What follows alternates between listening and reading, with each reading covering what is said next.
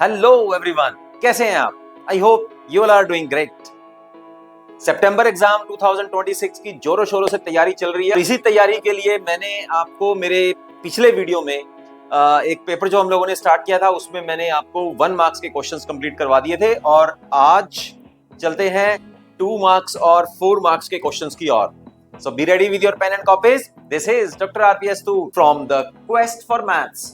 Only on this platform you will have expertise mathematics knowledge from school to college and competitions.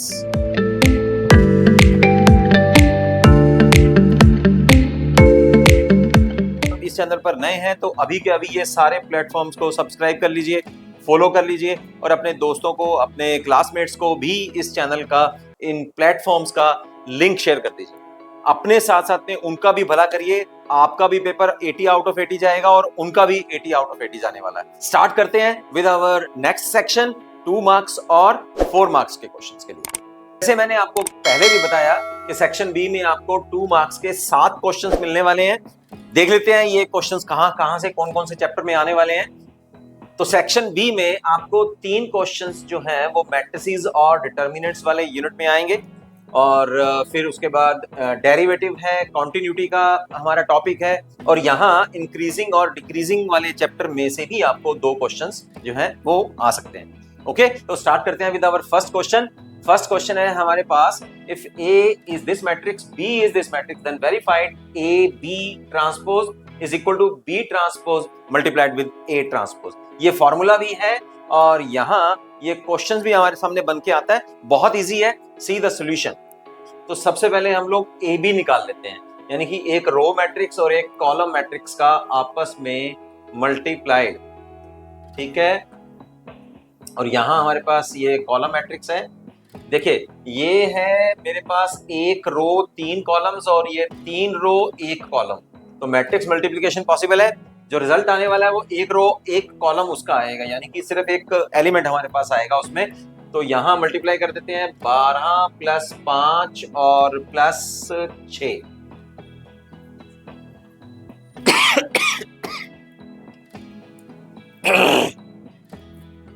तो ये 23 जो है matrix का एक एलिमेंट मेरे पास आ गया। अब इसका ट्रांसपोज कर देंगे तो A B transpose this is equal to 23, क्योंकि एक ही एलिमेंट है तो वही का वही रह जाएगा। ठीक है, एक रो 1 कॉलम, तो उसको भी अगर उसका मतलब रो और कॉलम चेंज करेंगे तो वही का वही एलिमेंट आ जाएगा। अब बी डैश कर लेते हैं, ए डैश कर लेते हैं और आपस में मल्टीप्लाई कर लेंगे। तो बी डैश पहले जो कॉलम मैट्रिक्स थी अब वो रो मैट्रिक्स बन जाएगी, और जो पहले रो मैट्रिक्स थी अब वो कॉलम बन जाएगी। 4 - 5 और 3। अब फिर ये क्या बन गई, एक रो और 3 कॉलम्स, और ये 3 रो 1 कॉलम। क्लियर है? चलिए अब मल्टीप्लाई करेंगे, फिर से एक एलिमेंट ही आ जाएगा और वही का वही आएगा। 12 17 और 6 23। ये देखो आपस में बराबर आ गया। So we have verified this formula, right. Next है हमारे पास question number 3। If a is equal to 1 0 - 1 7 and a square minus 8a, a is a square matrix is equal to k, I is identity matrix of order 2। कितना order माना जाएगा i का, जितना given matrix का है। Find the value of k। तो आपको सबसे पहले यहाँ क्या नजर आ रहा है, इसमें हम लोगों को सबसे पहले a स्क्वायर निकालना पड़ेगा। a स्क्वायर का मतलब है कि आपको यहाँ खुद मैट्रिक्स को 2 बार मल्टीप्लाई करना पड़ेगा। तो क्वेश्चन नंबर 3 है, सबसे पहले a स्क्वायर निकाल लेते हैं। फिर a स्क्वायर मीन्स 1 0 - 1 7, 1 0 - 1 7। चलिए रो और कॉलम को मल्टीप्लाई कर देते हैं। 1 × 1 हमारे पास आ जाएगा 1, 0 × -1 0 हो जाएगा। ये 0 और ये भी 0, -1 × 1 -1 और 7 × -1 -7, तो ये आ जाएगा -8। ठीक है, -1 को यहाँ 0 मल्टीप्लाई करेंगे और इसको इससे मल्टीप्लाई करेंगे तो ये आ जाएगा 49। क्लियर है? इस इक्वेशन में हम लोग पुट कर देते हैं इसको। हमारे पास इक्वेशन क्या है, a square minus 8a is equal to K I, right. तो यहाँ a स्क्वायर की वैल्यू हम लोग पुट करेंगे 1 - 8 0 49 -8 × a, तो इसके हर एक एलिमेंट को हम लोग को 8 से मल्टीप्लाई करना है। एक एक गिवन जो गिवन मैट्रिक्स है, यहाँ आ गया 8 0 माइनस 8 8 इंटू 7 56, ठीक है। और राइट हैंड साइड में हमारे पास आ जाएगा k इंटू आई। तो एक यहाँ एक कांस्टेंट है, उसको i से मल्टीप्लाई करना है, तो k 0 0 k है ना। आई मैट्रिक्स 2 ऑर्डर की कितनी होएगी, आई मैट्रिक्स ऑफ 2 ऑर्डर 1 0 0 1, तो इसको k से मल्टीप्लाई कर रहे हैं तो ये आ जाएगा, ठीक है। अब इन दोनों मैट्रिक्स को आपस में सब्ट्रैक्ट करते हैं हम लोग, -7 यहाँ आ जाएगा 0, -8 और +8 0, 49 और -56 ये आ जाएगा -7, और यहाँ आया k 0 0 k। तो साफ पता लग रहा है दो मैट्रिसेस आपस में बराबर हो तो उनके कॉरेस्पॉन्डिंग एलिमेंट्स भी आपस में बराबर होते हैं, तो k की वैल्यू जो है वो -7 हमारे पास आ जाएगी। Question number 3। फोर्थ है हमारे पास, find the equation of the line passing through this using determinants. अब अगर ये स्टेटमेंट सिर्फ इतना ही होते, find the equation of the line passing through this, इसका मतलब ये कोऑर्डिनेट इक्वेशंस का, कोऑर्डिनेट ज्योमेट्री का ये क्वेश्चन होता है हमारे पास, ठीक है। लेकिन अब वो कह रहा है कि डिटर्मिनेंट्स की हेल्प से हम लोगों को इक्वेशन बनानी है। तो आप क्या करेंगे, आपने केवल ये जो लाइन जिससे बन रही है, क्वेश्चन नंबर 4 है हमारे पास, मैं आपको एक रफ सा फिगर यहाँ बना के बताता हूँ, 5 - 2 राइट, और यहाँ है 7 - 1। अब यहाँ इन्हीं के बीच में एक XY पॉइंट हम लोग ले लेते हैं, बोलो समझ आया, A B और ये C, ठीक। हमें इक्वेशन चाहिए डिटर्मिनेंट्स की हेल्प से। तो क्या करेंगे, तरीका बता रहा हूं आपको, वैसे मैं बता चुका हूं डिटर्मिनेंट के चैप्टर में कि अगर आपको इक्वेशन निकालनी हो एक लाइन की तो एक वेरिएबल पॉइंट्स यहां ले लीजिए, अनदर पॉइंट जो इसी लाइन पे लाई करता है। इसका मतलब A B C these 3 points are collinear, एक ही लाइन पे लाई करते हैं, तो कोलिनियर हो तो उनके डिटर्मिनेंट्स क्या होएगा, फिर एरिया कितना होएगा, 0 होएगा। एरिया कैसे निकालते हैं हम लोग, area of triangle ABC is equal to 0, यही होगा क्योंकि पॉइंट्स कोलिनियर है। डिटर्मिनेंट की हेल्प से एरिया निकाल दीजिए, फिर कैसे निकालेंगे दिस, ठीक है। 5 - 2 7 - 9 राइट, और ये आ गया XY 1 1 1 और इज इक्वल टू 0। इस डिटर्मिनेंट को आप सॉल्व कर दीजिए। किस तरह से सॉल्व करेंगे, चाहे R1 की हेल्प से सॉल्व कर दो, चाहे C1 की हेल्प से सॉल्व कर दो, you will have a equation of the line that passes through A and B। और वो इक्वेशन क्या आने वाली है, डिटरमिनेंट को आप सॉल्व करिए, मैं डायरेक्ट आंसर आपको बताता हूं।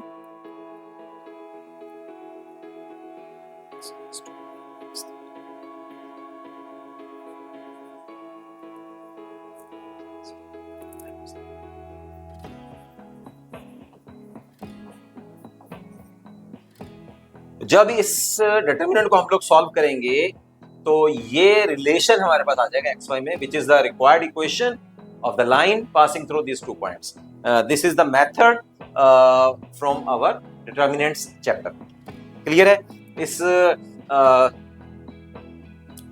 जो डिटर्मिनेंट को मैंने सॉल्व किया, अगर आपको यहाँ कोई प्रॉब्लम आ रही है तो फटाफट से मुझे कमेंट कर दीजिएगा। मेरे पर्सनल नंबर पे भी आप जो है मैसेज कर सकते हैं कि सर मेरे को डिटर्मिनेंट को सॉल्व करने में प्रॉब्लम आई है। वैसे ये आएगी नहीं, क्योंकि मैं आपको जब मैंने ये क्वेश्चन पेपर शुरू किया उस समय भी मैंने आपको बताया था कि ये जो सितंबर तक का जो सिलेबस हो चुका है उसको बच्चों आप 1 या 2 बार फटाफट से रिवाइज कर लो, तब ये क्वेश्चन पेपर बहुत इजी भी रहेगा और आपका ये भी रहेगा कि पेपर में आपकी स्पीड बनी रहेगी, राइट। अदरवाइज सोचना नहीं पड़ेगा, अदरवाइज आप सोचेंगे भाई डिटर्मिनेंट कैसे करना है, मेरे को डिटर्मिनेंट भी सॉल्व करना आता, तो वो फिर प्रॉब्लम है ना, फाइनल पेपर तक तो बहुत प्रॉब्लम क्रिएट हो जाएगी उसमें। तो कर लीजिए, मेरे चैनल पे सारे जो चैप्टर्स हैं जो अब तक सितंबर के हो गए हैं वो बहुत अच्छे से मैंने बताए हुए हैं, उनको आप समझिए, करिए। कुछ प्रॉब्लम आती है तो मेरे पास फिर आप मैसेज करिए, ठीक है। अच्छा, एक बात और कहना चाहूंगा बच्चों, मैंने जो अपना माइक चेंज किया है, ठीक है, ब्लूटूथ माइक लिया है। पहले जो था माइक अलग था, उसमें आवाज कुछ अलग आती थी। अब मुझे फटाफट से कमेंट करके बताओ कि भाई आवाज में कहाँ फर्क पड़ा है, और जो आसपास की ये जो नॉइज आ रही है, जैसे अभी एसी चल रहा है, पंखा भी चल रहा है ना, और आसपास की काफी नॉइज आती है, तो वो नॉइज आपको क्या आ रही है कि नहीं आ रही, आवाज कितनी साफ आ रही है, कमेंट करके बताओ, मेरे लिए फटाफट से और फायदा रहेगा, है कि नहीं। और अभी भी कुछ अगर लग रहा है आपको तो फिर बदल देंगे माइक, फिर क्या है। क्वेश्चन 5 देखते हैं, find derivative of x power x and evaluate whether this result is true for all x belongs to real numbers. क्या ये सारे रियल नंबर के लिए ये रिजल्ट ट्रू रहेगा? चेक कर लेते हैं। क्वेश्चन नंबर 5 है हमारे पास। क्वेश्चन 5 में डेरिवेटिव करेंगे, तो इसको एक बार मान लेते हैं u is x power x, दोनों तरफ लॉगरिथम ले लेते हैं। log of u is x, log of x। Clear है?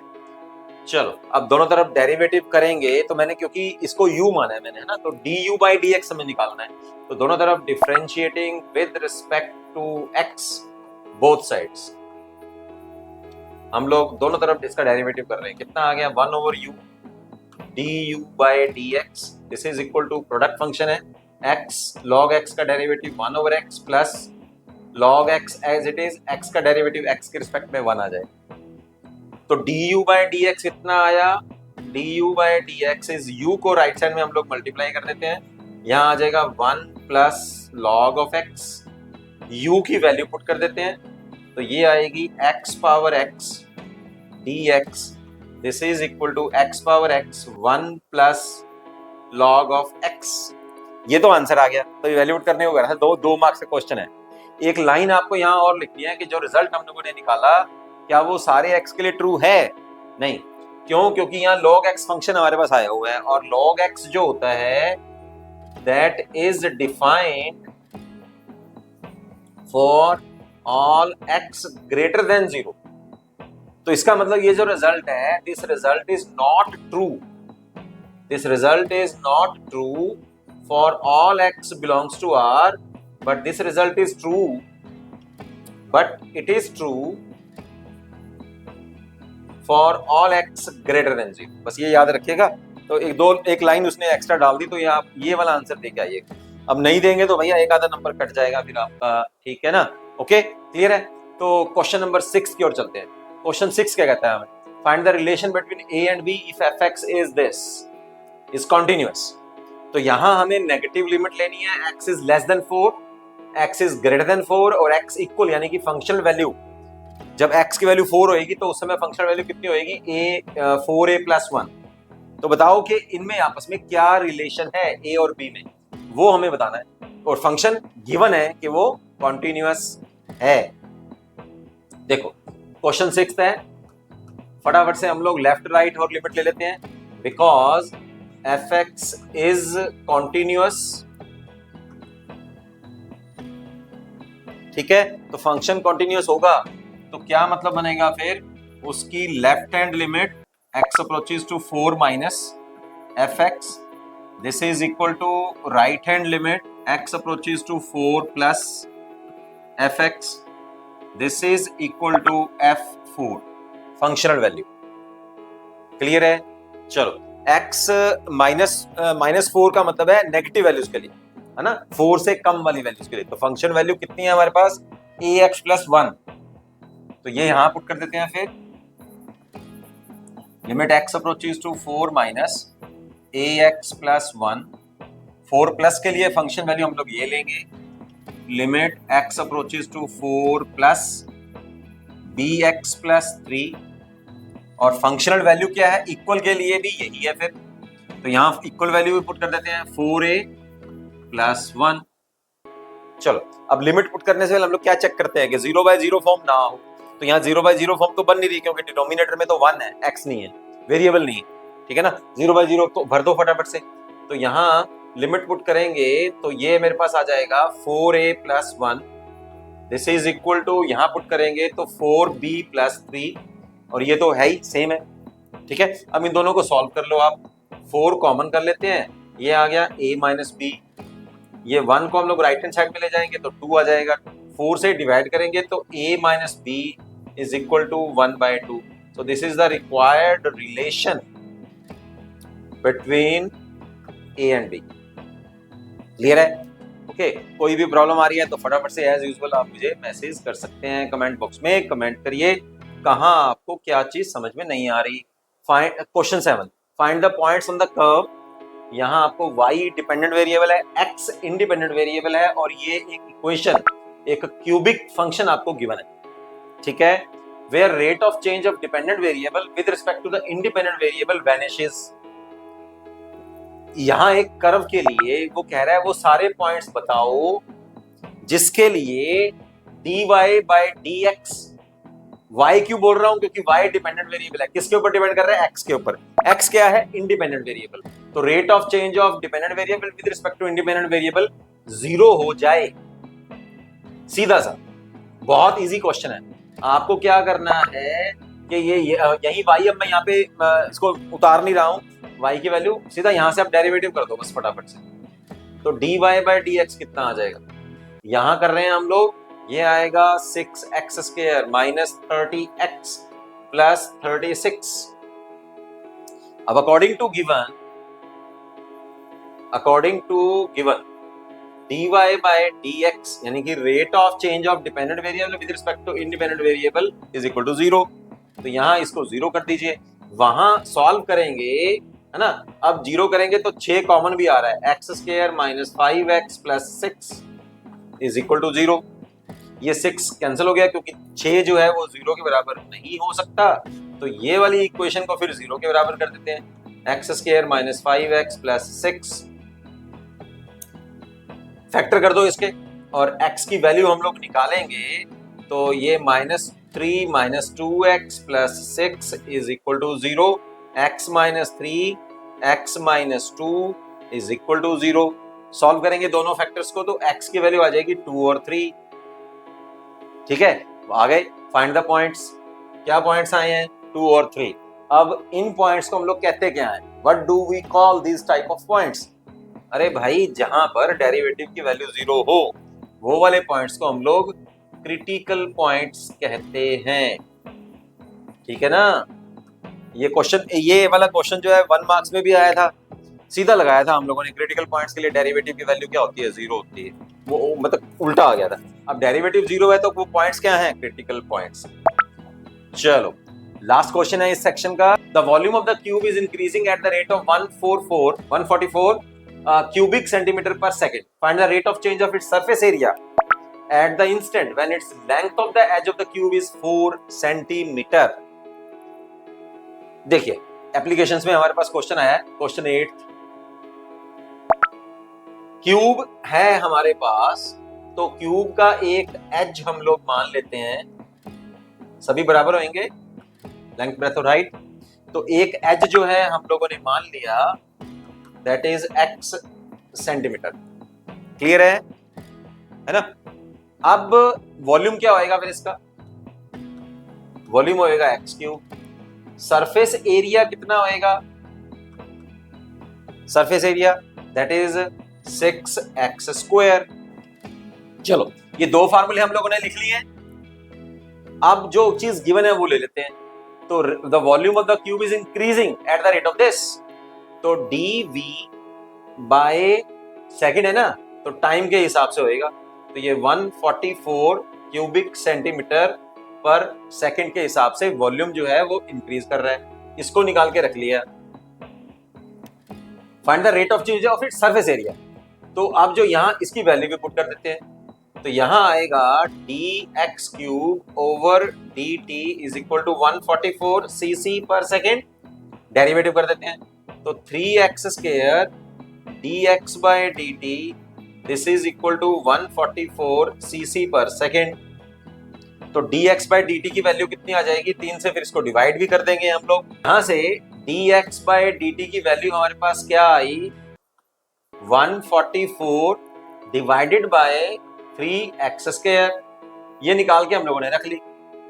अब सरफेस एरिया में रेट ऑफ चेंज उसको चाहिए, तो इसका हम लोग इसको s मान लेते हैं। तो ds by dt this is equal to 6 as it is, right. x² का डेरिवेटिव करेंगे तो कितना आ जाएगा, 2x, और x का डेरिवेटिव करेंगे तो dx बाय dt। ये मैंने क्या किया, इसका रेट ऑफ चेंज निकाल लिया with respect to time. dx by dt की वैल्यू यहां से यहां पुट कर देते हैं, तो ये कितना है, 12x 144 ओवर 3x²। x से x यहां कैंसिल हो गया। अब आते हैं कि वो कह रहा है find the rate of change of its surface area when its length of the edge is 4 centimetre. तो यहाँ आपको ये पर्टिकुलर उसने वैल्यू दे दी कि जब x की वैल्यू 4 सेंटीमीटर होगी तो उस समय उसके सरफेस एरिया में क्या चेंज आएगा। तो x की वैल्यू फिर यहां पुट कर दीजिए, सिंपल। तो when x is equal to 4, ये x तो वैसे एक x से कैंसिल हो चुका है, यहां मैं 4 पुट करूंगा तो 4 मल्टीप्लाई विद 3 12 12 12 से कट जाएगा, है ना। तो क्या आएगा, ds by dt this is equal to 144, फिर वही बच गया, है ना, क्यू स्क्वायर सेंटीमीटर पर सेकेंड। ये आ गया, जो पहले वॉल्यूम में चेंज था वही चेंज जो है सरफेस एरिया में आ रहा है। This is your question number 8। तो ये था बच्चों हमारे पास सेक्शन बी। फटाफट से अब स्टार्ट कर लेते हैं our section C. Section C start करते हैं। सेक्शन सी में जो फर्स्ट क्वेश्चन है वो क्वेश्चन पेपर में 9th क्वेश्चन है। तो क्वेश्चन की स्टेटमेंट पढ़ते हैं। Prove that the function defined from set of real numbers to set of real numbers fx is equal to 6x minus 5 over 7 is 1 1 and on 2। ये बात हमें prove करनी है और ये क्वेश्चन जो है आपको 4 नंबर में आने वाला है। देखो कितना इजी क्वेश्चन है कि नहीं। तो इसको सॉल्व करते हैं। देखिए, तो दो एलिमेंट्स हम लोग मान लेते हैं। Let x1 x2 belongs to the set of real numbers such that fx1 is equal to fx2। दो डिफरेंट एलिमेंट्स हम लोगों ने ले लिए, उनकी फंक्शनल वैल्यू को इक्वल करके देखे हम। These are two different elements, but हम लोग ये मान रहे हैं कि दोनों की फंक्शनल वैल्यू आपस में बराबर है। तो यहां पुट कर देते हैं फिर 6x1 minus 5 over 7 this is equal to 6x2 minus 5 over 7। Clear है। चलिए 7 नीचे दोनों कैंसिल हो जाएंगे। You will left with 6x minus 5 is equal to 6x2 minus 5। This 5 will get cancelled with this। 6 से दोनों तरफ डिवाइड कर दीजिए। इसका मतलब क्या बनेगा कि वो डिफरेंट एलिमेंट्स डिफरेंट नहीं थे, सेम थे। इसका मतलब अगर इमेज सेम है तो एलिमेंट्स भी सेम है, और अगर एलिमेंट डिफरेंट है तो इमेजेस भी डिफरेंट होंगी। तो क्या मतलब निकला, therefore for x1 x2 belongs to set of real numbers fx1 is equal to fx2 this implies that x1 is equal to x2। तो अब इसका मतलब क्या बना कि जो गिवन फंक्शन है fx is 1 1। तो 1 1 हमारे लिए प्रूफ हो गया। प्रूव यही करना है कि अब 1 1 और ऑन टू प्रूफ करिए। चलिए अब ऑन टू के लिए हम लोग क्या करेंगे, ऑन टू प्रूफ करते हैं हम लोग। Let y is also a real number such that fx यानी कि x एलिमेंट की अगर इमेज निकालें तो वो y के बराबर आती है। तो यहां पुट कर देते हैं फिर fx की वैल्यू हमें क्या गिवन है, 6x minus 5 over 7 this is equal to y। अब हम लोग इसको सॉल्व करते हैं, x की वैल्यू निकालते हैं y की टर्म्स में। यहां क्या है, यहां y की वैल्यू है x की टर्म्स में, तो x की वैल्यू निकाल लेते हैं फिर y की टर्म्स में। तो यहां आएगा 6x minus 5, 7 को हम लोग इधर मल्टीप्लाई करेंगे 7y, 5 को ऐड कर देते हैं on the right hand side और 6 से डिवाइड कर देते हैं, राइट। तो ये हमारे पास x की वैल्यू आ गई y की टर्म्स में। ऑन टू के लिए हमारी डेफिनेशन क्या कहती है, for all real numbers belong to the set of real number, y is a real number here, there exist x की वैल्यू क्या है 7y plus 5 over 6 such that fx is equal to y। तो अब हम लोग fx निकाल लेते हैं, क्या वो y के बराबर आता है, यहां पुट कर देते हैं। यहां fx की वैल्यू गिवन है और x की वैल्यू हमारे पास ये आ गई, तो x की जगह पर आप ये वाली वैल्यू यहां पुट कर दीजिए। तो क्या आएगा हमारे पास, fx इज इक्वल टू, यहां x की वैल्यू पुट कर रहे हैं 6 इंटू x की वैल्यू कितनी है 7y plus 5 divided by 6 minus 5 divided by 7। Clear है? ये 6 कैंसिल विद दिस, यहां कितना आ जाएगा 7y प्लस 5 माइनस 5, ये माइनस और प्लस ये कैंसिल, कितना बचा हमारे पास 7y ओवर 7, कैंसिल होने के बाद ये बचा y। तो यहां से हमारी डेफिनेशन सेट हो रही है for all y that is a real number, for all y belongs to set of real number there exist x such that this. तो हमारे पास क्या रिजल्ट आया, फिर वही लिख सकते हैं हम लोग, for all y belongs to the set of real numbers there exists x belongs to the set of real number such that fx is equal to y. This implies that fx is onto। Notes बना लो बच्चों, साथ साथ में लिखते रहो इसको, और पूरे पेपर का और भी मैं एक पेपर आपको देने वाला हूं, तो इन सबके एक तरह से नोट्स बना लो, जब आपका पेपर आएगा तो फटाफट से उसको आप रिवाइज कर सकते हैं। राइट, तो ये था हमारे पास first question of our 4 marks section. Second question की ओर चलते हैं। अगर यहाँ कुछ प्रॉब्लम आ रही है, कुछ नहीं समझ में आ रहा, तो फटाफट से कमेंट करो मुझे। राइट, अब ध्यान दीजिए कि 4 नंबर के क्वेश्चंस जो हैं वो कौन कौन से चैप्टर में आ रहे हैं। एक तो रिलेशन और फंक्शन में ये 2 क्वेश्चन आ गए, यानी कि 8 नंबर का आया हुआ है। फिर 2 क्वेश्चन आपके पास, ये देखिए ये 4 नंबर का, तो 2-2 नंबर के 4 नंबर का क्वेश्चन हो गया पूरा। 2 नंबर का ये, 2 नंबर का देख कहां से आया है, मैट्रिसेस और डिटर्मिनेंट्स में। फिर आपके पास डेरिवेटिव्स में है 4 नंबर का और पार्ट है, 4 नंबर का यहाँ है, यहाँ पर भी और पार्ट है, 4 नंबर का यहाँ है, यहाँ से भी और पार्ट है। तो 12 नंबर का जो है वो डेरिवेटिव के चैप्टर में से और उसकी एप्लीकेशंस में से आपको आया हुआ है। और एक क्वेश्चन 4 नंबर का जो है that is from LPP, linear programming problem, full solve question है यहाँ, वो चलो हम लोग करेंगे अभी। तो फटाफट से अब स्टार्ट करते हैं। Next question, check the reflexivity, symmetry and transitivity for the relation this defined on the set of real numbers. तो यहाँ सबसे पहले हम लोग सिमेट्रिक चेक कर, रिफ्लेक्सिविटी चेक करते हैं सबसे पहले। चलिए देखिए, क्वेश्चन 10th है हमारे पास, रिफ्लेक्सिविटी चेक करते हैं। रिफ्लेक्सिविटी का मतलब क्या होता है कि सेम एलिमेंट्स जो हैं फॉर ऑल x, यहां क्या है x और y रियल नंबर्स हैं, रियल नंबर्स, और ये जो ऑर्डर्ड पेयर है वो रिलेशन सेट से बिलोंग करता है। इसका मतलब क्या बना कि ये जो ऑर्डर्ड पेयर है वो यहां गिवन कंडीशन को सेटिस्फाई करेगा। गिवन कंडीशन क्या कहती है कि वो सारे ऑर्डर्ड पेयर जिसमें फर्स्ट एलिमेंट जो है वो कम है या बराबर है सेकंड एलिमेंट के क्यूब से। तो इस तरह से आपने एलिमेंट्स चूज करने हैं कि सेकंड एलिमेंट का अगर हम लोग क्यूब करें तो वो फर्स्ट एलिमेंट से बड़ा है या फर्स्ट एलिमेंट सेकंड एलिमेंट के क्यूब से छोटा हो। क्लियर है?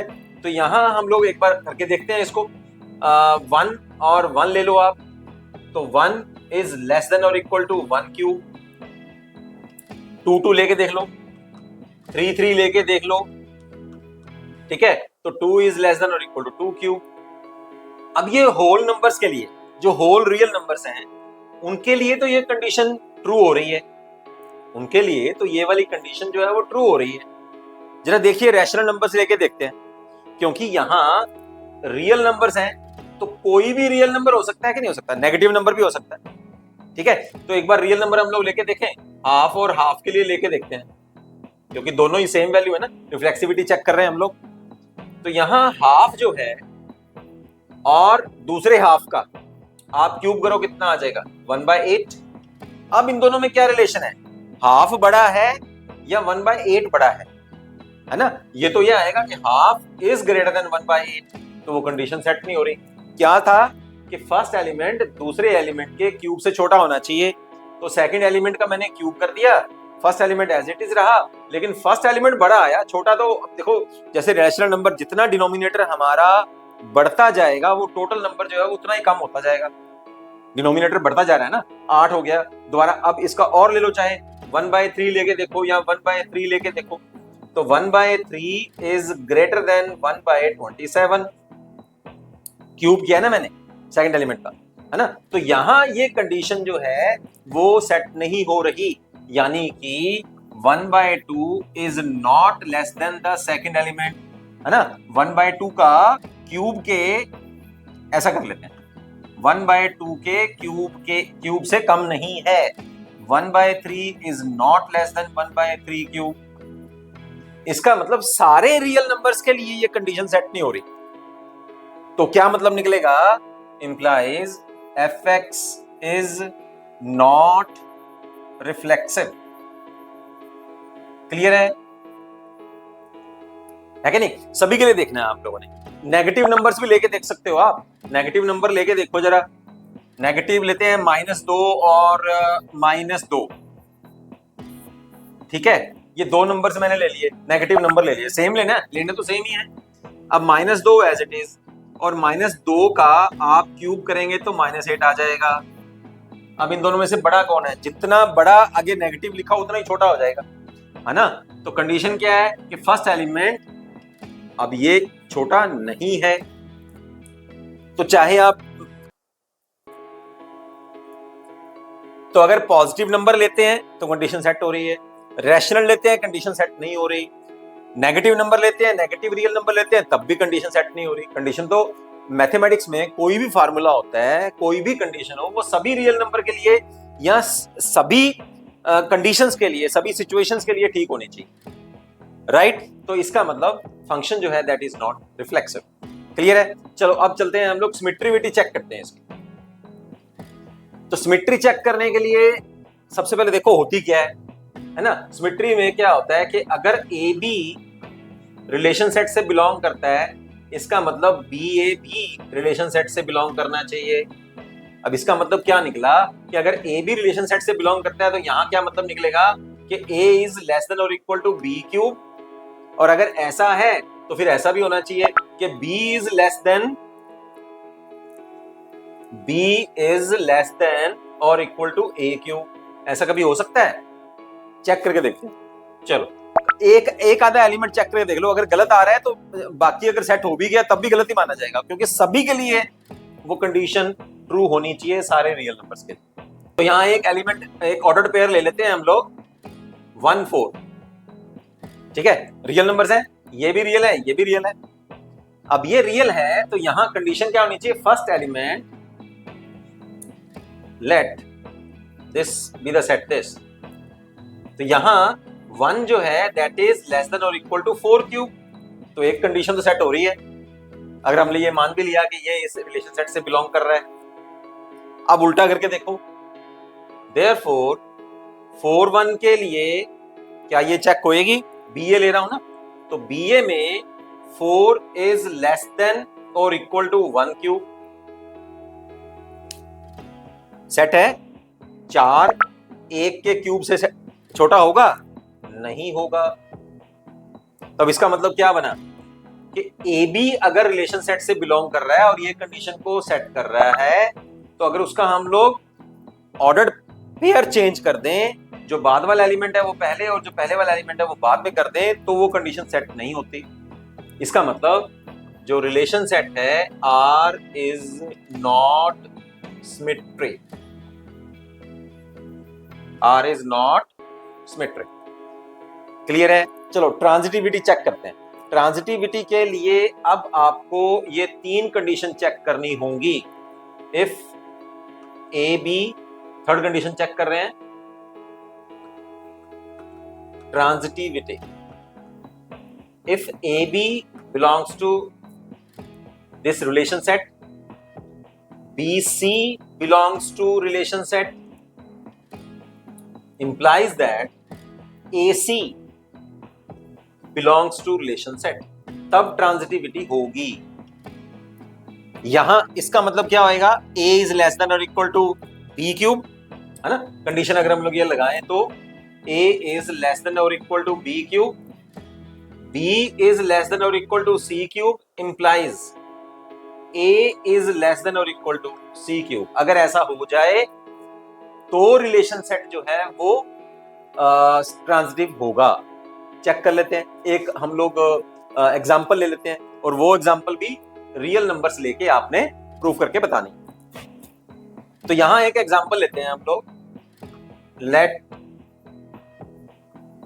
25 3, दो एलिमेंट, दो ऑर्डर, एक एक ये ऑर्डर्ड पेयर ले लिया और ये एक ऑर्डर्ड पेयर ले लिया,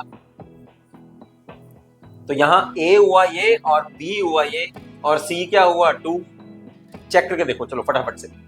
अब यहां 25 जो है वो लेस देन और equal to 3 cube, second element a cube से कम होना चाहिए, ये ट्रू है। आगे देख लो, एंड 3 इज लेस देन और इक्वल टू 2 क्यूब, 3 8 से छोटा ही है, तो वो कंडीशन फिर सेट हो रही है।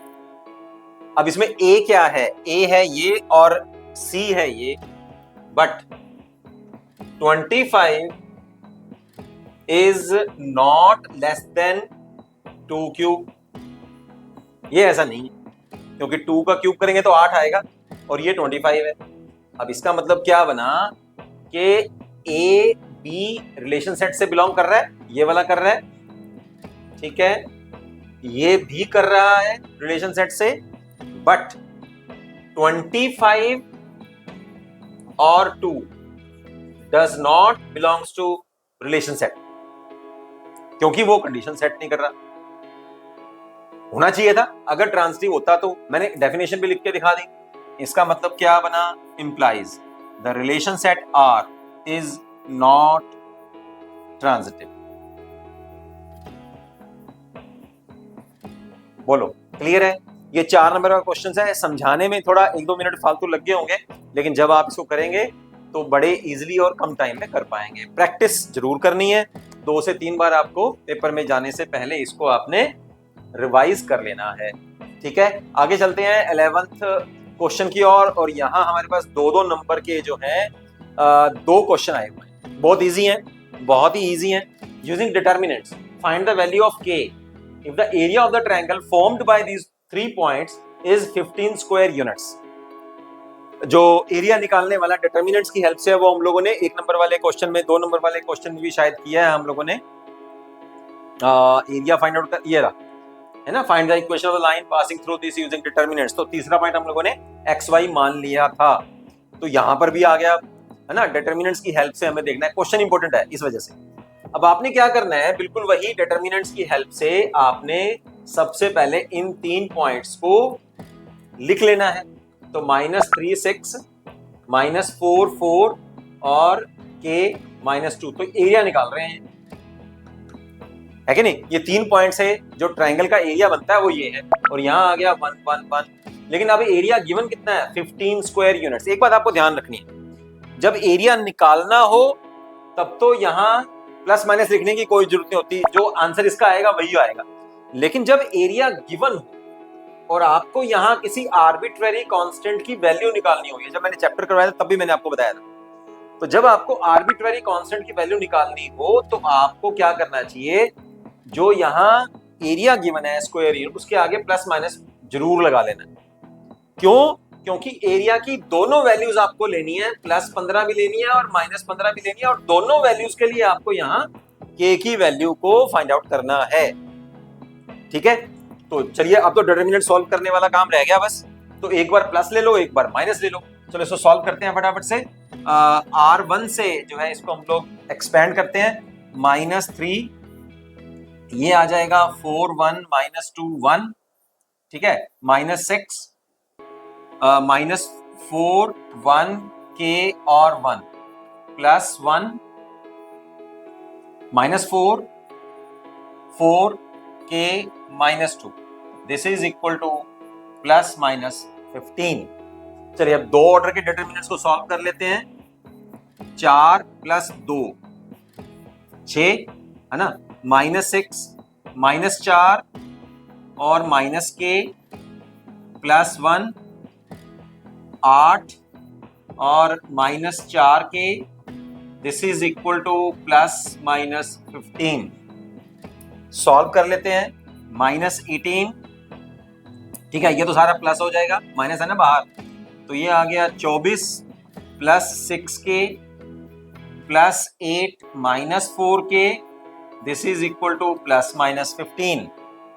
चलो, लेकिन थोड़ा सा यहाँ करेक्शन करना होगा हमें। एरिया का जो फार्मूला होता है यहाँ करेक्ट करिए, यहाँ हाफ लगता है, ओके, और ये हाफ जब हम लोग सॉल्व करेंगे तो उधर प्लस माइनस 30 हो जाएगा, तो इसको क्यों ना फटाफट से हम लोग प्लस माइनस 30 कर लें, है कि नहीं? अदरवाइज क्वेश्चन फिर गलत आने वाला है। अभी मैंने फटाफट से यहाँ ध्यान दिया, आपने नहीं ध्यान दिया, फटाफट से कमेंट करा करो बच्चों। ये तो था अपने पास प्लस माइनस 15 ही था, अब 2 से मैंने जब इसको इधर डिवाइड कर दिया तो ये आ जाएगा प्लस माइनस 30, यहाँ पर भी प्लस माइनस 30 और यहाँ पर भी प्लस माइनस 30। चलिए इसको सॉल्व करते हैं फटाफट से। सबसे पहले हम लोग ये k वाले सॉल्व कर लेते हैं, तो ये आ जाएगा 2k और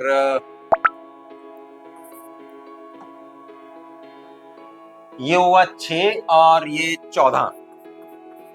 तो एक बार 30 लेना है और दूसरी बार 2k plus 14 is equal to minus 30। 2k की वैल्यू आ जाएगी यहाँ 16 और k की वैल्यू आएगी 8।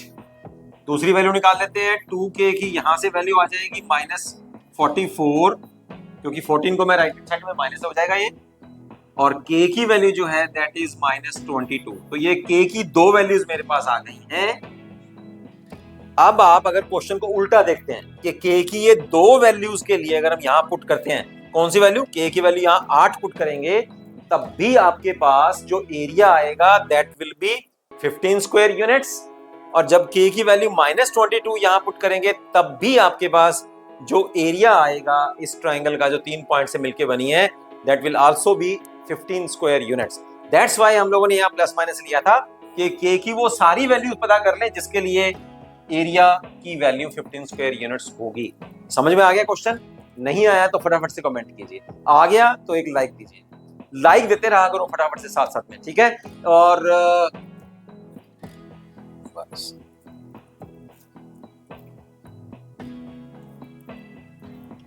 अब ये इतने टाइम का क्वेश्चन नहीं था, है ना? तो आपको 2 मिनट का है तो 3-4 मिनट ही लेने हैं आपको, राइट? चलिए अब चलते हैं, अगला क्वेश्चन हमारे पास आ रहा है, if x is this matrix then you have to find out 3x plus 2y।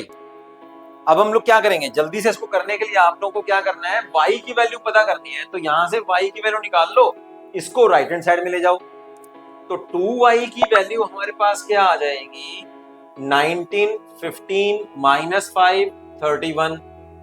ये तो पहले से है ही है, इसको 3 से मल्टीप्लाई करके, क्योंकि 3x है ना, राइट हैंड साइड में ले जाओ तो वहां माइनस हो जाएगा। 3 से मल्टीप्लाई करने का मतलब क्या है कि हर एक एलिमेंट को 3 से मल्टीप्लाई करना है आपको, तो ये आएगा 15, 9, 3 और 21। क्लियर है?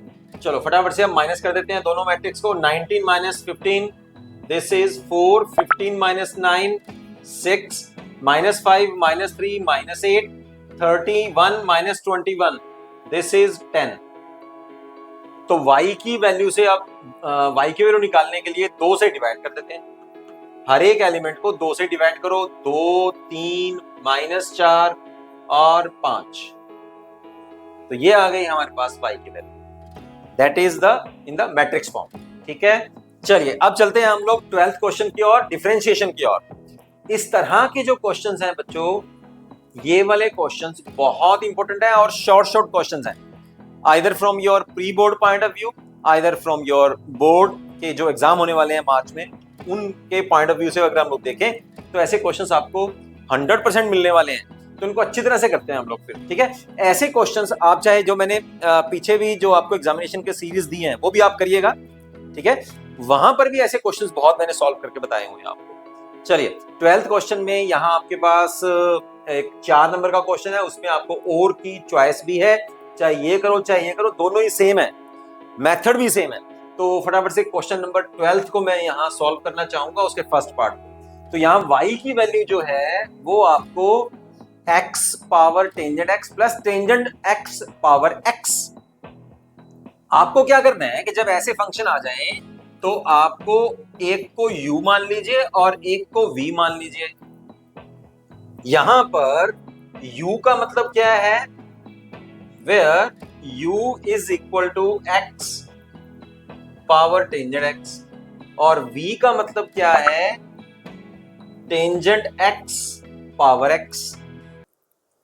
अब जब मैंने y का यहां u प्लस v ले लिया तो इसका मतलब क्या आएगा, वो निकालने को क्या कह रहा है, d y by d x निकालो।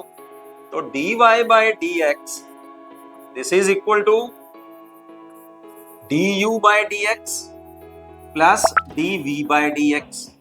तो हम लोग क्या करेंगे, u और v को सेपरेटली हम लोग सॉल्व करते हैं, x के रिस्पेक्ट में डेरिवेटिव करते हैं और फिर यहां पुट कर देंगे, you will get your dy by dx which he is asking you to find out। ठीक है, तो सबसे पहले फटाफट से इनको सॉल्व करते हैं। अब आता है हमारा लॉगरिथमिक डिफरेंशिएशन। वहां पर मैंने आपको क्या सिखाया, अभी तक आपने डिफरेंशिएशन नहीं किया, फटाफट से इसी चैनल पर जाइए, डिफरेंशिएशन बहुत बढ़िया तरीके से मैंने आपको बताया हुआ है, उसको कर लो फटाफट से जाके, तब जाके ये समझ में आएगा आपको।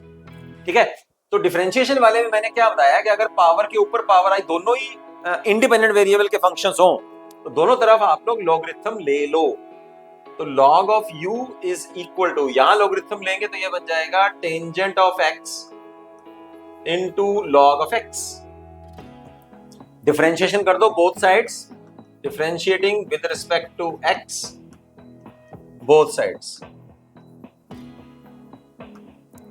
ठीक है, तो यहां करेंगे तो ये आएगा 1/u, this is equal to, यहां हम लोग चेन रूल लगाएंगे, first function as it is, log x का डेरिवेटिव करेंगे 1/x, log x as it is, tangent x का डेरिवेटिव करेंगे तो सीकेंट स्क्वायर x आ जाएगा।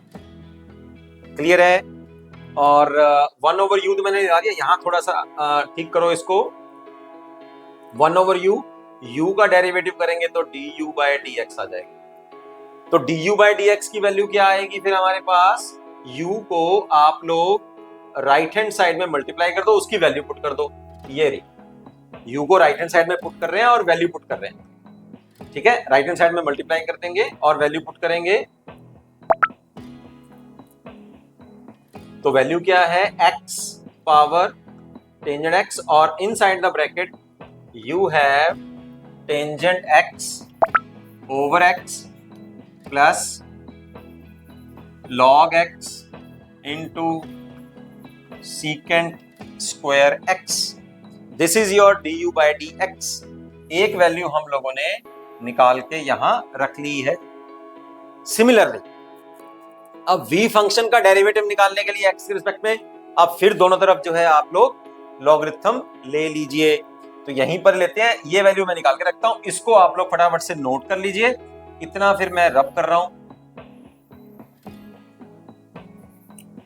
ठीक है, चलो अब v का दोनों तरफ हम लोग लॉगरिथम ले लेते हैं, तो log of v this is equal to x log of tangent of x। ठीक है, अब फिर हमारे पास चेन रूल लगेगा, प्रोडक्ट फार्मूला लगेगा, दोनों तरफ डेरिवेटिव कर देते हैं, तो ये आ गया 1/v dv by dx, x को एज इट इज रखेंगे, log टेंजेंट x का डेरिवेटिव हो जाएगा 1/टेंजेंट x, और टेंजेंट x का डेरिवेटिव होगा secant square x plus log of tangent x as it is, x का डेरिवेटिव करेंगे तो हो जाएगा 1। अब फिर उसी तरह से v को राइट हैंड साइड में मल्टीप्लाई कर दीजिए और v की वैल्यू भी पुट कर दो, तो हमारे पास क्या आ जाएगा, dv by dx this is equal to tangent of x power x, और इनसाइड द ब्रैकेट ये सारा फंक्शन कितना है, सीकेंट स्क्वायर x और टेंजेंट x, इनको जरा सेपरेट सॉल्व करके देखो, होते हैं, सीकेंट स्क्वायर x का मतलब होएगा 1/cos स्क्वायर x, और टेंजेंट x का मतलब होएगा sin x ओवर एक cos x नीचे चला जाएगा। तो ये टोटल फंक्शन जो है या तो आप ऐसे छोड़ दीजिए, या इसको आप जब सॉल्व करेंगे, देखिए यहां सॉल्व करके देखते हैं, थोड़ा सा रफ में आपको सॉल्व करके दिखा देता हूं। 1/टेंजेंट का मतलब होएगा cos x over sin x, और सीकेंट x स्क्वायर का मतलब होएगा 1/cos स्क्वायर x, ये cos एक cos से कट गया तो क्या बना, 1/sin x cos x बन जाएगा। तो ये ऐसे भी कर सकते हैं या ऐसे भी छोड़ सकते हैं, या आप इसकी जगह पर ये लिख सकते हैं 1/sin x cos x। चलिए ये आपकी चॉइस है, आप कहां छोड़ना चाहेंगे, तो मैं यही छोड़ देता हूं, x secant square x over tangent x plus यहां आ गया हमारे पास log of tangent x। Clear है, तो ये आ गया dv बाय dx अब दोनों वैल्यूज जो है आपको क्या करना है, यहां पुट करने हैं, ये वाली वैल्यू भी, ये सारी की सारी, और ये दोनों को ऐड करना है, ऐड करके आपके पास आंसर आ जाएगा। इतना काम आपको करना है, ये वाली वैल्यू भी यहां पुट करो और ये सारी वैल्यू जो आंसर निकाला वो भी यहां पुट करो, जोड़ के आंसर देना है, and that will be the answer of dy by dx। पूरा क्वेश्चन मैंने आपको करके दिखाया, that is of 4 marks question. जो इसका सेकंड पार्ट है that is same to same, 100% same, method is same, ठीक है।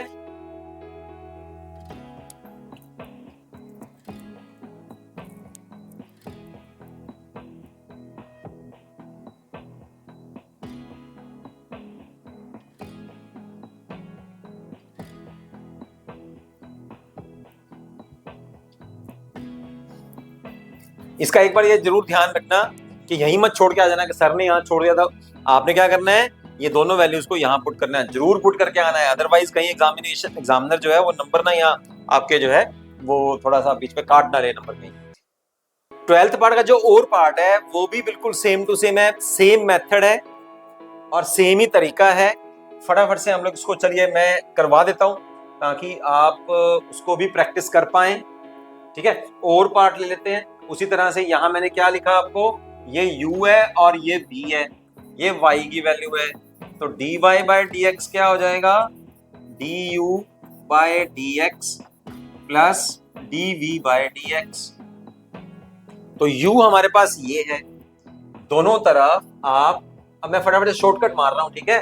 तो लॉगरिथम लेंगे तो ये आएगा x log of x plus 1 over x, ठीक है। डेरिवेटिव करेंगे तो 1 over u du by dx, first function as it is, second का इसका डेरिवेटिव करेंगे तो ये आएगा 1 over x plus 1 over x, ठीक है। और x प्लस 1 ओवर x का करेंगे तो 1 माइनस 1 ओवर x स्क्वायर।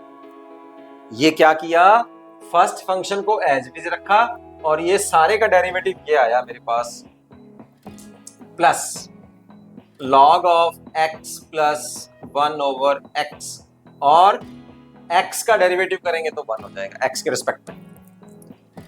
अब साथ साथ में राइट हैंड साइड को सॉल्व भी कर लेते हैं और u को राइट हैंड साइड में मल्टीप्लाई करके वैल्यू भी पुट कर देते हैं। तो du बाय dx, u की वैल्यू पुट करनी है राइट हैंड साइड में। u की वैल्यू क्या ली है हम लोगों ने, ये सारी, तो x plus 1 over x power x, और इसको अब सॉल्व भी कर लेते हैं। ये x तो वैसे का वैसे रहा, यहां इसका एलसीएम ले लो तो डिनोमिनेटर में क्या आ गया, फिर जब हम लोग एलसीएम लेंगे तो ये आएगा एक्स स्क्वायर प्लस 1, और जो नीचे x है वो घूम के ऊपर चला जाएगा, मल्टीप्लाई हो जाएगा, ठीक है। इसका भी एलसीएम ले लो, ये हो जाएगा हमारे पास X square minus 1 over X square, ठीक है। और ये प्लस ये as it is log of x plus 1 over x, ठीक है। अब जो चीज कैंसिल होती है कैंसिल कर दो, ये x और x स्क्वायर ये दोनों इससे कट गए,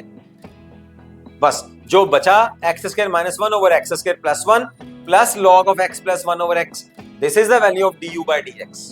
इसको फिर से निकाल के रख लिया, थोड़ा सा टाइम बचाया मैंने फटाफट से करके, ठीक है। करके देखना, बिल्कुल वैसे सॉल्व तो सारा ही कर रहा हूं मैं, ठीक है ना। चलिए अब कर लेते हैं हम लोग, ये तो du बाय dx की वैल्यू हो गई। अब सिमिलरली हम लोग dv बाय dx की वैल्यू भी ले लेते हैं।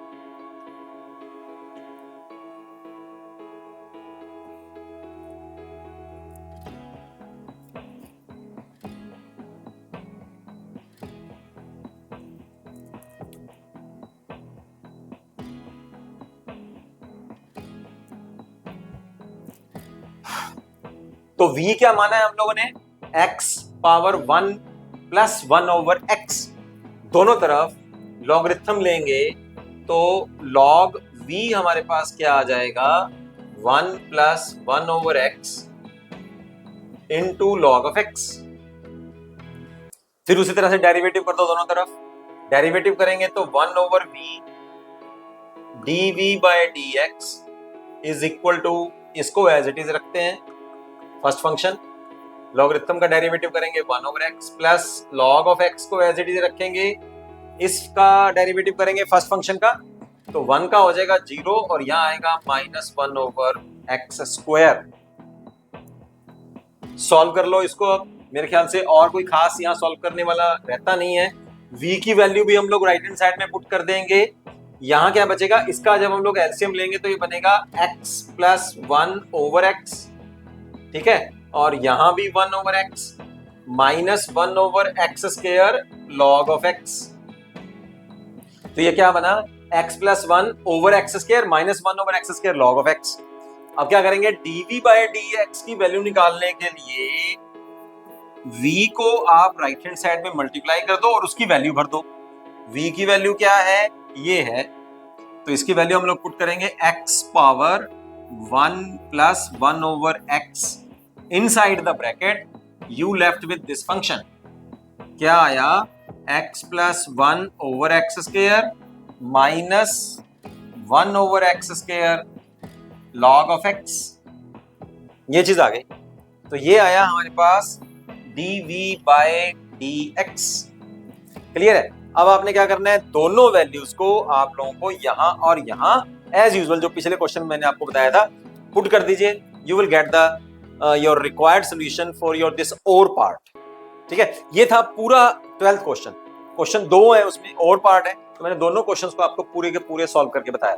ठीक है, समझ आ गया तो कमेंट कर दीजिए, लाइक कर दीजिए, अपने दोस्तों को शेयर कर दीजिए, और ज्यादा से ज्यादा आपकी तरफ से मुझे लाइक चाहिए, मोटिवेशन मिलती रहेगी। विन विन सिचुएशन है, और ज्यादा बढ़िया तरीके से क्वेश्चन पेपर को लेके आऊंगा और बढ़िया तरीके से आप लोगों को समझाऊंगा। ठीक है जी।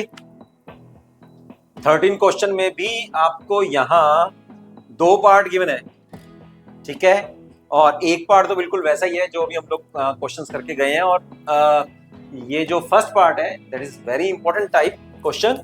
तो देखिए इसको कैसे सॉल्व कर सकते हैं हम लोग। 13 क्वेश्चन को थोड़ी सी जगह यहाँ मेरे पास मिल जाएगी। चलिए, ये आपको गिवन है y is this, you have to prove this relation. बहुत इजी है। सबसे पहले आपको कुछ ऐसा बनाना पड़ेगा कि सिर्फ बस डेरिवेटिव करते, देखिए कितनी बार डेरिवेटिव किया हुआ है, 2 बार। y2 का मतलब है 2 बार डेरिवेटिव, y1 का मतलब है 1 बार डेरिवेटिव। तो सबसे पहले एक बार तो डेरिवेटिव कर ही दें इसका, है कि नहीं। तो यहाँ क्वेश्चन नंबर 13 है, y की वैल्यू जो है that is e power 4 tangent inverse of x। तो dy बाय dx क्या आ जाएगा,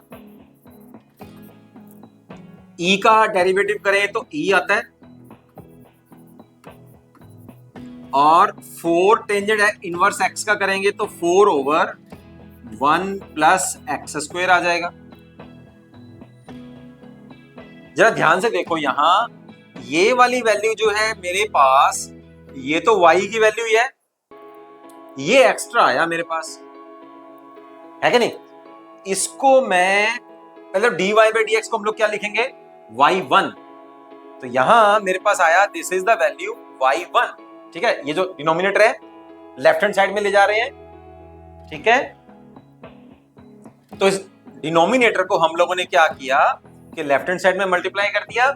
ये वाली वैल्यू मैंने आपको बताया y है, और ये राइट हैंड साइड में बन जाएगा 4y। अब इसको सिंप्लीफाई करने के बाद जरा आप जो वो एक्सप्रेशन देखो जो हमने प्रूव करना है। इस एक्सप्रेशन में 1 प्लस एक्स स्क्वायर का होल स्क्वायर है, लेकिन यहां हमारे पास 1 प्लस एक्स स्क्वायर की पावर 1 है, स्क्वायर नहीं ना है, लेकिन स्क्वायर लेके आना है। इसका मतलब आप लोग क्या करना है, दोनों तरफ जो है आप स्क्वायरिंग कर दोगे, स्क्वायरिंग बोथ साइड्स। जब स्क्वायर करेंगे तो हमारे पास क्या आ जाएगा, फिर 1 plus x square whole square y1 square और 16y स्क्वायर, दोनों तरफ हम लोगों ने स्क्वायर कर दिया। स्क्वायर कर दिया, चलो ये वाले पॉइंट भी हमारे पास आ गया। अब डेरिवेटिव कर दो, differentiating with respect to x both sides, तो डबल टाइम डेरिवेटिव भी आ जाएगा। तो चलो सबसे पहले इसको एज इट इज रखते हैं, 1 plus x square whole square, y1 का स्क्वायर है हमारे पास, डेरिवेटिव करेंगे तो सबसे पहले y1 का स्क्वायर का आ जाएगा 2y1, फिर y1 का डेरिवेटिव करेंगे तो आ गया y2। क्लियर है। फिर y1 square as it is, और इसका डेरिवेटिव करेंगे तो होल पावर है कि नहीं। सबसे पहले 2 1 प्लस एक्स स्क्वायर, एक पावर कम हो गई, और फिर अंदर वाले फंक्शन का डेरिवेटिव करेंगे तो 1 का 0, एक्स स्क्वायर का 2x आ जाएगा। बिल्कुल मैं पॉइंट टू पॉइंट बता रहा हूं आपको, इन डेप्थ बता रहा हूं, ठीक है। उन बच्चों को जरूर समझ में आ रहा है जिन्होंने डिफरेंशिएशन का लॉगरिथम वाला और ये वाला जो एक पर्टिकुलर ऐसे क्वेश्चंस आए हुए हैं हमारे एक एक्सरसाइज में, वहां तक अगर आप लोगों ने सारा डिफरेंशिएशन का टॉपिक कर लिया है, चैप्टर कर लिया है, तो बड़े मजे से समझ में आ रहा होगा उसको, बड़ा इजी समझ में आ रहा होगा। जिसने नहीं किया उसको लगता है कि चलो मैं फटाफट से जो सारे जो क्वेश्चन पेपर करवा रहे हैं मैं वही कर लेता हूँ, तो समझ कम आ सकता है। ऐसी बात नहीं है कि पेपर क्लियर नहीं होगा, मैं तो वो बता ही रहा हूँ कि अगर आप इसको भी 3-4 बार कर लोगे तब भी पेपर तो क्लियर हो जाएगा। I am talking to those students जिनकी नजर जो है, जिनका फोकस जो है वो बिल्कुल मेरिट पे है कि यार 80 आउट ऑफ 80 तो लेने हैं, तो उनके लिए मैं बात कर रहा हूँ ये बात, ठीक है। तो क्या किया मैंने, y1 square as it is रखा और इसका डेरिवेटिव करेंगे तो ये आ गया 2, 1 प्लस एक्स स्क्वायर पावर 1, और 1 प्लस एक्स स्क्वायर का 1 का 0 और एक्स स्क्वायर का 2x आ जाएगा, ठीक है। और यहां आते हैं, ये हो गया 16, y स्क्वायर का होएगा 2y, और y का डेरिवेटिव करेंगे तो आ जाएगा y1, ठीक है। अब जो चीज इसमें से कटती है वो काट दीजिए। देखो यहां से y1, यहां से भी y1 और यहां से भी y1, लेफ्ट हैंड साइड से भी y1 कॉमन कर लो और राइट हैंड साइड से भी वो कैंसिल हो जाएगा, तो कैंसिलिंग बोथ साइड्स y1, तो क्या बनेगा हमारे पास, क्या बचेगा, 1 plus x square whole square, ये y1 जो है हम लोग ये वाला, ठीक है, इधर इसमें से एक पावर वो कर देंगे हम लोग, कॉमन कर लेंगे, और राइट हैंड साइड में भी y1 है तो वो मैं कैंसिल कर दिया मैंने। अब जो बचा वो आया हमारे पास 2y2, ये और ये, प्लस यहां से मैंने ले लिया है 4x, 1 plus x square y1, क्योंकि एक y1 मैंने कॉमन करके कैंसिल कर दिया। राइट हैंड साइड में मेरे पास क्या आया है, 16 गुना 2 32, और y1 कैंसिल कर दिया। चलो अब क्या रहता है, अब यहां 16 आना चाहिए, यहां 32 आ रहा है, तो 2 फिर देख लो, ये 2 यहां से, 2 यहां से और 2 यहां से कॉमन करके कैंसिल कर दो, you will get your answer. चलो देखिए फटाफट से, तो ये आएगा 1 plus x square whole square, 2 तो कैंसिल कर दिया, ये आ गया y2, यहां से भी 2 कैंसिल कर दिया तो ये बना 2x, ठीक है, 1 plus x square into y1, और यहां से भी 2 कैंसिल करके लेफ्ट में ले आओ, लेफ्ट में लाएंगे है ना, राइट में वैसे क्या बनेगा 16y, 16y को लेफ्ट में लाएंगे तो minus 16y is equal to 0, मिला के देखो आंसर आ गया, ये रहा एज इट इज। 4 नंबर का क्वेश्चन है, दोबारा से एक बार रिवाइज कर देता हूं। ये वाला था y, आंसर देख के मुझे पता लगा कि मुझे 2 बार डेरिवेटिव करना है, तो मैंने एक बार डेरिवेटिव किया तो ये फंक्शन आ गया, इसमें ये जो बचा वो तो y का y रहा, ये हो गया 4 एज इट इज, और जो डिनोमिनेटर में फंक्शन था उसको हम लोगों ने लेफ्ट हैंड साइड में मल्टीप्लाई कर दिया। फिर मैंने देखा कि यहां तो होल स्क्वायर है तो दोनों तरफ स्क्वायर कर दिया, स्क्वायर कर दिया, स्क्वायर करके एक बार और डेरिवेटिव किया, जो कॉमन टर्म्स थी उनको कैंसिल किया, कैंसिल करके आंसर को सेट किया, सेम आंसर एज ही is required to find out. Clear है? 4 नंबर 2-3 बार रिवाइज करो फटाफट से, है ना, जब तक ऐसा कॉन्फिडेंस ना बन जाए कि मैं खुद करने लग जाऊं। मेरे को क्यों आ रहे हैं क्वेश्चन से, क्योंकि भाई इतने सालों से मैंने बार बार लगातार करवाई जा रहा हूं तो आ गया। मैथमेटिक्स का सीक्रेट यही है कि जो अपने हाथ से, अपने पेन से, अपनी कॉपी पे, अपने दिमाग से जो करता है उसको आता है मैथ, और नकल मारने वाले, कॉपियां देखने वाले या इधर उधर नकल करके करने वाले, मैं यहां पर भी आपको यही कह रहा हूं कि एज इट इज नकल ना मारो, है ना, जैसे मैं चलाया जा रहा हूं बस वैसे, नो, माइंड यूज करो। मैं यहाँ आपको गाइड कर रहा हूं, मैं यहाँ आपको बता रहा हूं, अगर मेरा बताया हुआ, मेरा गाइड किया हुआ आपको समझ में आ रहा है ना, तो मेरा काम पूरा हो गया। लेकिन वहां पर मत टिके रहो, इसके साथ के जो सिबलिंग क्वेश्चंस हैं उनको भी करो, और फिर वो अपने आप से करो, ट्राई करो। क्या होएगा, ज्यादा है ज्यादा गलत हो गया कोई बात नहीं, एक आधा पेज खराब हो गया, 2 पेज खराब हो जाए फिर क्या हो गया। मैथमेटिक्स तो होता ही ऐसे है कि बार बार करो, गलत कर करके करो। मैथमेटिक्स ऐसा सब्जेक्ट है जिसको हम लोग उसको सीख सकते हैं, गलतियां कर करके सीख सकते हैं। बाहर अगर आप कुछ ऐसी गलतियां करने लगे जो जिससे कुछ सीखना पड़े, वो फिर महंगा पड़ेगा आपको। मैथमेटिक्स जिंदगी में सिखाता यही है कि जितनी बार आप करते जाओगे गलतियां आती जाएंगी, फिर ठीक होता जाएगा, फिर ठीक होता जाएगा, एंड में आप अपने एम तक पहुंच जाओगे गलतियां करते करते। ठीक है ना?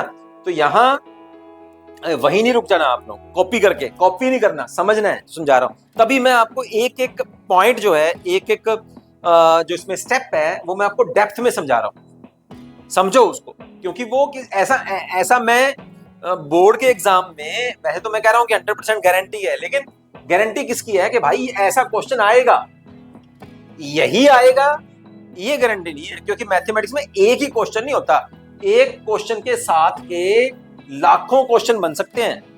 यहां मान लो आपके पास 4 की जगह 6 आ गया, तो 4 की जगह 2 आ गया, तो क्वेश्चन तो डिफरेंट हो गया ना, लेकिन सारा स्टेप तो सेम है, काम तो वही है ना।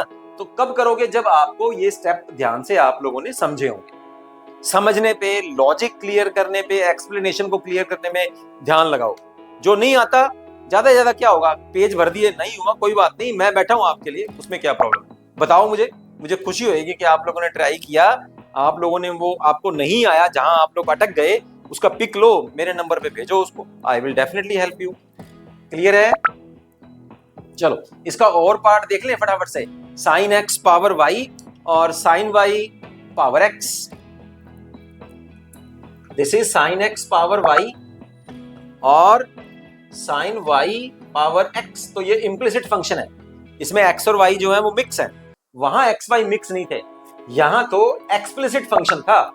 वाई डिपेंडेंट है एक्स के, एक्स इज इंडिपेंडेंट वेरिएबल, तो एक्स और वाई सेपरेट थे, यहां एक्स और वाई सेपरेट नहीं है। तो यहां तो यू और वी मान लो, जैसे हम लोगों ने वैसे किया, या आप यहां डायरेक्ट भी कर सकते हैं। देखो कैसे, ये है मेरे पास पावर के ऊपर पावर है, दोनों ही आपके पास वेरिएबल्स हैं, तो लोगरिथम दोनों तरफ ले लो। तो taking logarithm both sides, you have y log of sin x, थोड़ा इजी हो जाएगा। यहां आप u भी ना भी मानेंगे तब भी क्वेश्चन चल जाएगा। यहां लोगरिथम लेंगे तो ये हो जाएगा x log of sin y। Clear है? दोनों तरफ लोगरिथम ले लिया मैंने। डेरिवेटिव कर दो, differentiating both sides with respect to x। तो first function as it is, log sine का हो जाएगा 1 ओवर साइन x, और साइन x का डेरिवेटिव करेंगे तो आ जाएगा cos x। क्लियर है? log sine x as it is, और y का डेरिवेटिव करेंगे तो ये आ जाएगा dy बाय dx। ये क्लियर है? अब राइट हैंड साइड का डेरिवेटिव कर देते हैं। राइट हैंड साइड का derivative x as it is, log sine y का करेंगे तो पहले तो आएगा 1 ओवर साइन y, फिर साइन y का करेंगे तो cos y, फिर y का डेरिवेटिव करेंगे तो ये आएगा dy बाय dx, है ना? कंपोजिट फंक्शन हुआ ना। सबसे पहले क्या हुआ? log साइन y, फिर क्या हुआ? साइन y, फिर क्या हुआ? y। ठीक है? तो ये बना हमारे पास। अब क्या करेंगे? एक तो मैंने इसका कर दिया, x वैसे रखा था, अब इसको वैसे रखेंगे, log ऑफ साइन y और x का डेरिवेटिव होगा 1।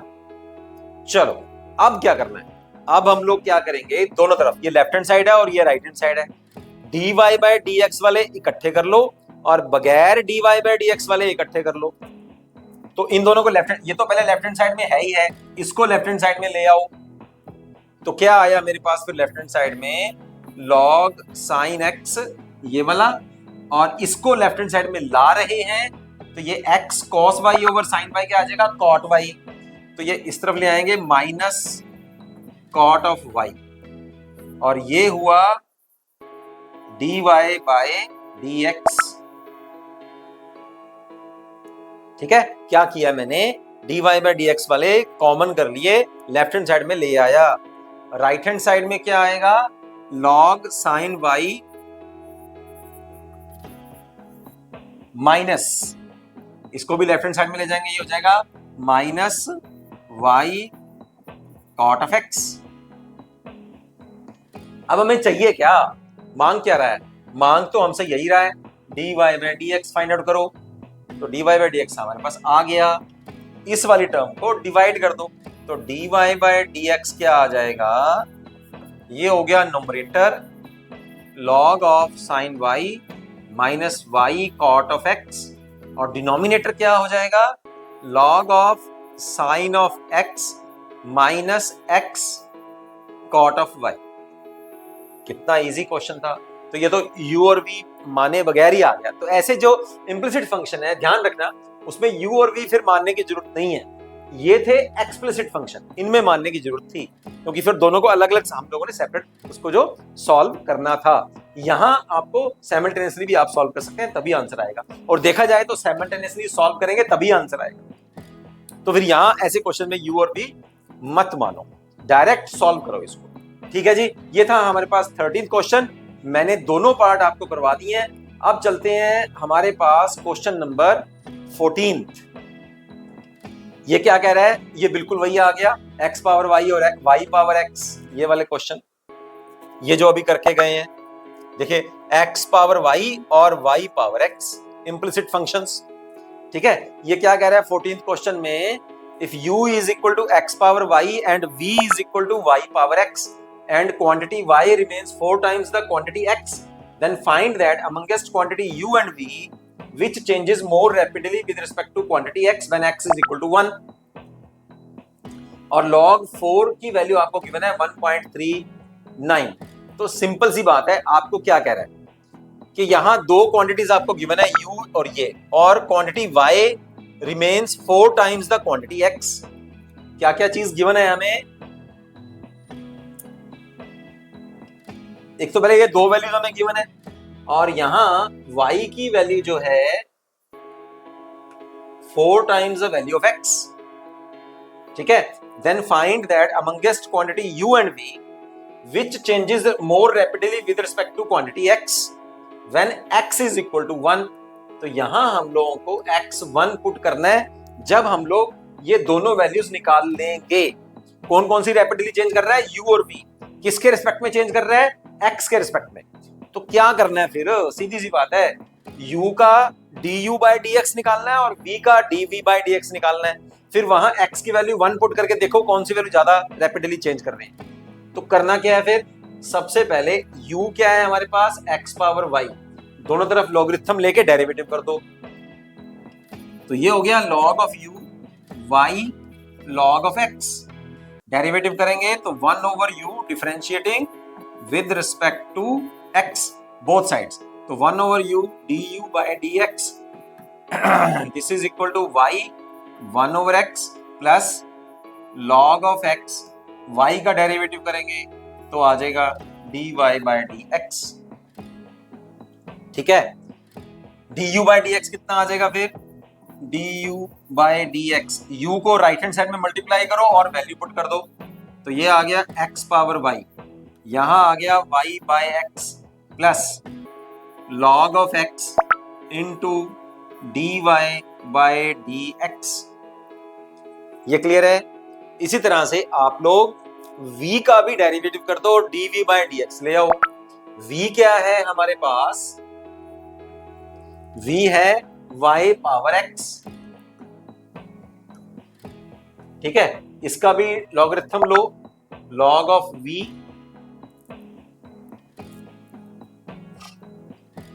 तो ये आएगा log of v, this is equal to x log of y। दोनों तरफ डेरिवेटिव करेंगे differentiating with respect to x, ये हो गया 1 over v dv by dx, x 1 over y, y का डेरिवेटिव करेंगे तो dy bye dx plus log of y, x का डेरिवेटिव करेंगे तो 1, तो dv बाय dx कितना आ जाएगा, dv बाय dx, v को हम लोग राइट हैंड साइड में मल्टीप्लाई कर देते हैं, y पावर x है ना, इधर मल्टीप्लाई करेंगे और वैल्यू पुट कर देंगे, और यहां क्या बचेगा हमारे पास, x over y dy bye dx plus log of y। ये आ गई values, rate of change of u with respect to x, rate of change of v with respect to x।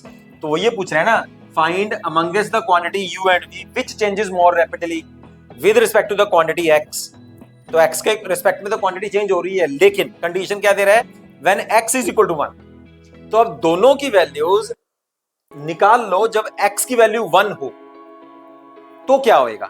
यहां देखो पहले, जब x की वैल्यू 1 होगी तो y की कितनी है, फिर y कितना है 4, और इसका डेरिवेटिव कितना होगा, फिर डेरिवेटिव करेंगे तो dy बाय dx कितना हो जाएगा 0। तो जहां जहां dy बाय dx है वहां तो 0 पुट करो, है ना। y अगर 4 है तो डेरिवेटिव तो 0 होएगा ना। फिर कब होगा, जब x1 होगा। तो क्या करना है, x की वैल्यू 1 पुट करनी है, y की वैल्यू 4 पुट करनी है, और dy बाय dx की वैल्यू 0 पुट करनी है। तो क्या आएगा, when x is equal to 1, du by dx निकाल लो। ध्यान से देखना, du बाय dx, यहां x की वैल्यू कितनी पुट करनी है 1, y की कितनी पुट करनी है 4, तो 1 पावर 4। y की वैल्यू कितनी पुट करनी है 4, और ये कितना है 1, तो 4 ओवर 1, और dy बाय dx कितना पुट करना है 0, तो ये हो गया 0। तो कितना आया, 1 पावर 4 इज 1, 4 आया सिर्फ। क्लियर है, dy बाय dx तो 0 हो जाएगा ना। यहां आते हैं, अब dv बाय dx निकाल लेते हैं। कब, जब x की वैल्यू 1 हो, y कितना है 4, x कितना है 1, तो 4 पावर 1।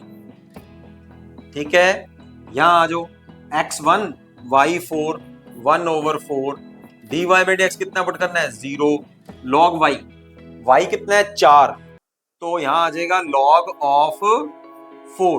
log 4 की वैल्यू हमें यहां गिवन है, ये देखो ये गिवन है, कितनी है 1.39। तो log 4 की वैल्यू हम लोग यहीं पर पुट कर देते हैं, थोड़ी सी है हमारी यहां जगह सेव हो जाएगी। तो log 4 की वैल्यू है 1.39। अब इसको सॉल्व करो, यहां तो हो गया, ये तो हो गया 0, 1.39 को 4 से मल्टीप्लाई करेंगे तो 4 से तो ज्यादा ही आएगा। ये कितना है du बाई dx, ये है 4, और dv बाई dx कितना है 4 मल्टीप्लाइड विद 1.39, तो इसकी वैल्यू आई 5.56। 4 3 12 3 15 4 3 4 3। तो जो हम लोगों ने 4 से इसको मल्टीप्लाई किया तो वैल्यू आई 5.56। तो dy by dx when x is equal to 1 कितनी वैल्यू आ रही है 5.56, और du बाई dx की वैल्यू कितनी आ रही है 4। तो कौन सा ज्यादा रैपिडली चेंज कर रहा है, बस लिख दो। So dv by dx changes more rapidly when x is equal to 1। ठीक है जी, तो ये था हमारे पास क्वेश्चन नंबर 14 फर्स्ट पार्ट। अब इसका और पार्ट, यानी कि आपके पास इंटरनल चॉइस है कि आप ये करो चाहे ये करो। अब जो इसका इंटरनल पार्ट है, इंटरनल चॉइस आई है, वो है पैरामीट्रिक डिफरेंशिएशन, है कि नहीं। तो यहां से आप लोगों को x और y के बीच में डायरेक्ट रिलेशन नहीं है। x is related to some other independent variable t, y is also related to some other variable t, and you have to prove this. बहुत इजी क्वेश्चन है। नंबर 14, x की वैल्यू है 1 minus t square over 1 plus t square. तो सबसे पहले फिर आप dx बाय dt निकाल लो, फिर dx बाय dt डेरिवेटिव करेंगे तो ये बनेगा मेरे पास 1 प्लस टी स्क्वायर का होल स्क्वायर, है ना। डिवीजन मेथड लगाएंगे, 1 plus t square as it is, ठीक है। यहां आ गया minus 2t minus 1 minus t square, और 1 प्लस टी स्क्वायर का आ जाएगा 2t। क्लियर है, इसको सॉल्व कर लो फटाफट से। ये बनेगा minus 2t minus 2t cube minus 2t plus 2t cube divided by 1 plus t square का होल स्क्वायर। ठीक है जी, अब इसको काट दो, जो चीज कटती है। तो ये बनेगा minus 4t divided by 1 plus t square का होल स्क्वायर। ये वैल्यू आ गई मेरे पास dx बाय dt की, ये निकाल के रख ली। अब सेकंड को सॉल्व कर दो, dy बाय dt कर लो। y की वैल्यू कितनी है 2t bye 1 plus t square, ठीक है। तो dy बाय dt करेंगे 1 प्लस टी स्क्वायर का होल स्क्वायर, तो 1 plus t square as it is, 2t का डेरिवेटिव करेंगे 2 आ जाएगा, minus 2t as it is, और 1 प्लस टी स्क्वायर ये डिनोमिनेटर फंक्शन का डेरिवेटिव करेंगे तो आएगा 2t। बोलो क्लियर है? इसको अब सॉल्व कर लेते हैं। तो सॉल्व करके मेरे पास आएगा 2 plus 2t square minus 4t square divided by 1 plus t square का होल स्क्वायर। ठीक है जी, बचेगा कितना? 2 minus 2t square divided by 1 plus t square का होल स्क्वायर। तो ये आ गई मेरे पास dy बाय dt की वैल्यू आ गई। ये है dx बाय dt की। हमें निकालनी क्या है? हमें निकालनी है dy बाय dx। तो dy बाय dx निकाल लेते हैं, फिर दोनों को डिवाइड कर देंगे, ठीक है ना, पैरामीट्रिक इक्वेशंस में। तो dy बाय dx आ जाएगा dy by dt divided by dx by dt। तो ये ऊपर और ये डिनोमिनेटर में, न्यूमरेटर और डिनोमिनेटर में, ये दोनों का डिनोमिनेटर कैंसिल हो जाएगा। न्यूमरेटर में आ जाएगा 2 common, 1 minus t square over ये माइनस 4t। क्लियर है? ये 2 इधर से कैंसिल, ये बनेगा 2t। बचा क्या हमारे पास? तो dy बाय dx की वैल्यू क्या आई? ये आया 1 माइनस टी स्क्वायर माइनस बाहर और ये 2t। अब आ जाओ, इतना एक्सप्रेशन हम लोगों ने निकाल के रख लिया। अब हमें चाहिए क्या? हमें प्लस एक्स ओवर वाई चाहिए। प्लस एक्स ओवर वाई का मतलब है एक्स और वाई को भी आपस में डिवाइड करो। चलो फटाफट से करते हैं। यहां तक तो समझ में आ गया होगा आपको।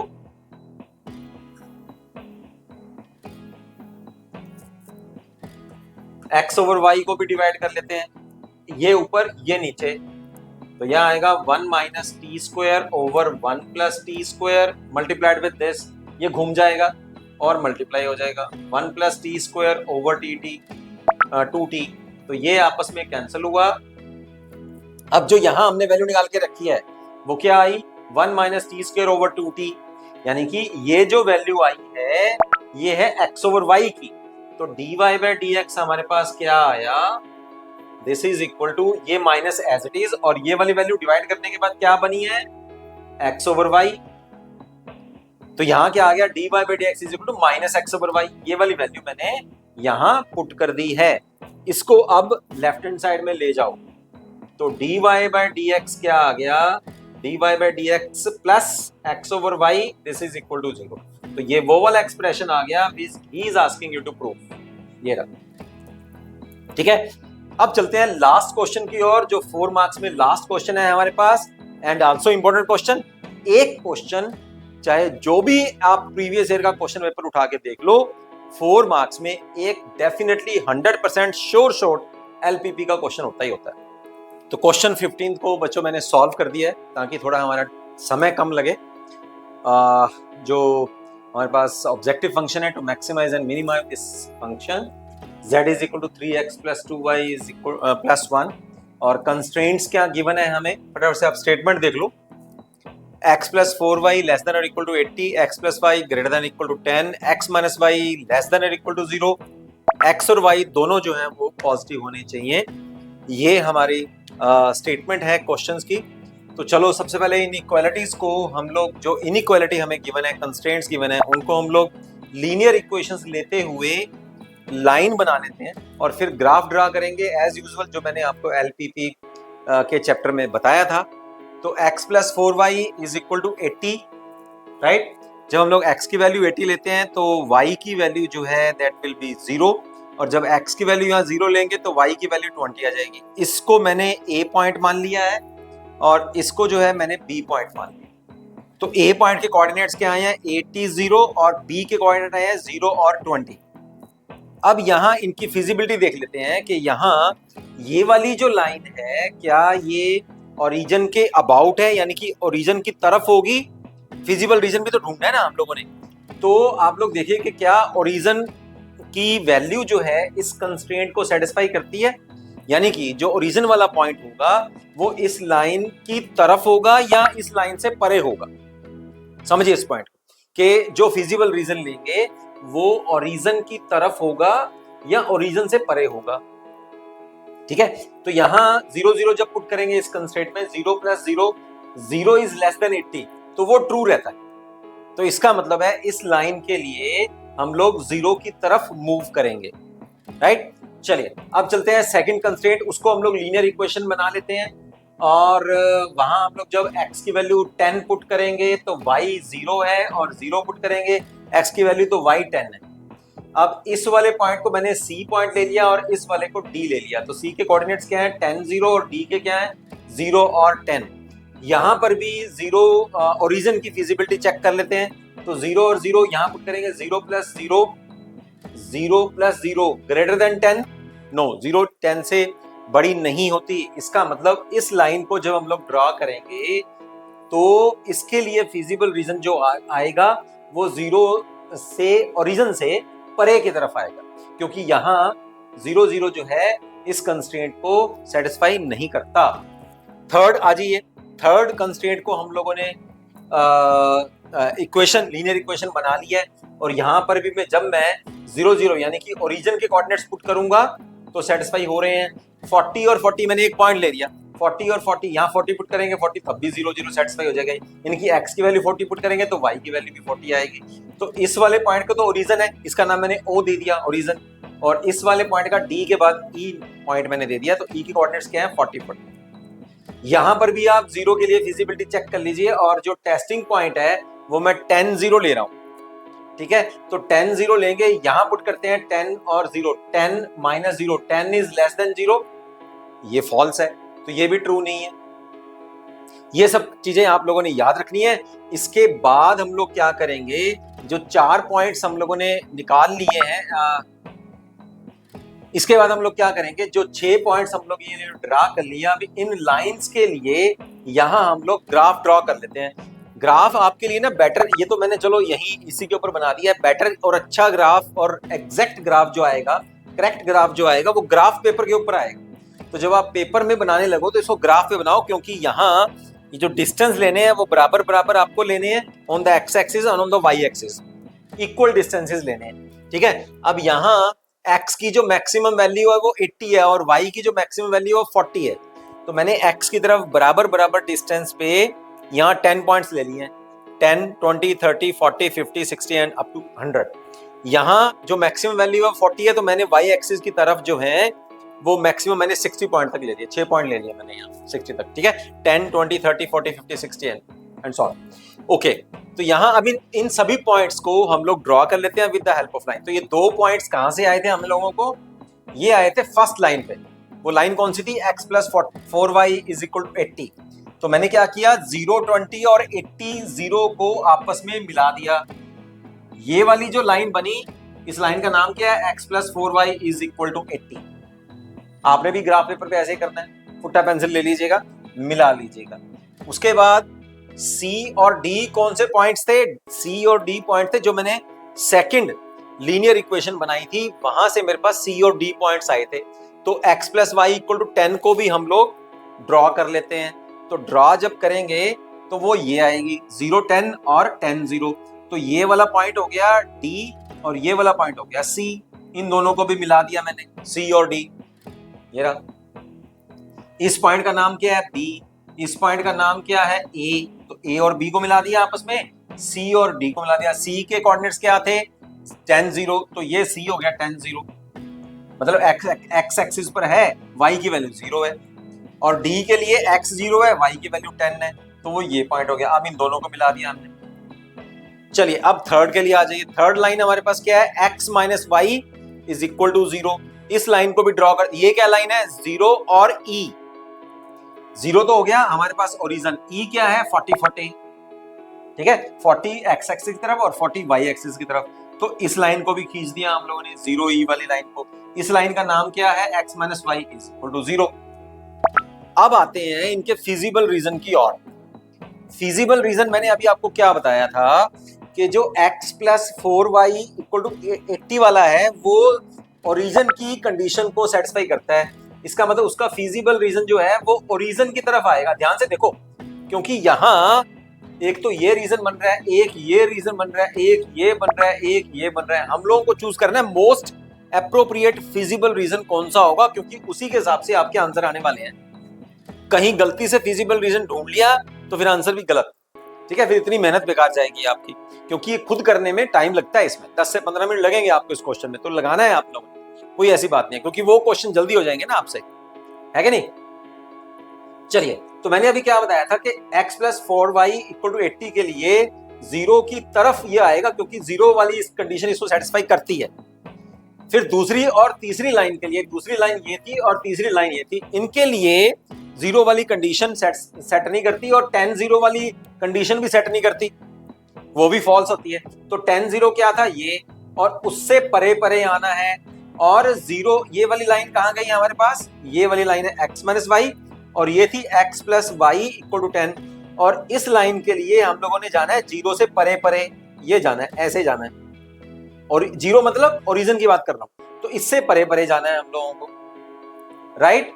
और 10 0 की भी बात कर लेते हैं। 10 0 हम लोगों ने यहां पुट किया था, टेस्टिंग पॉइंट जो लिया था हम लोगों ने, टेस्टिंग पॉइंट कौन सा लिया था, 10 और 0, जो इसको सेटिस्फाई नहीं करता थर्ड कंस्ट्रेंट को।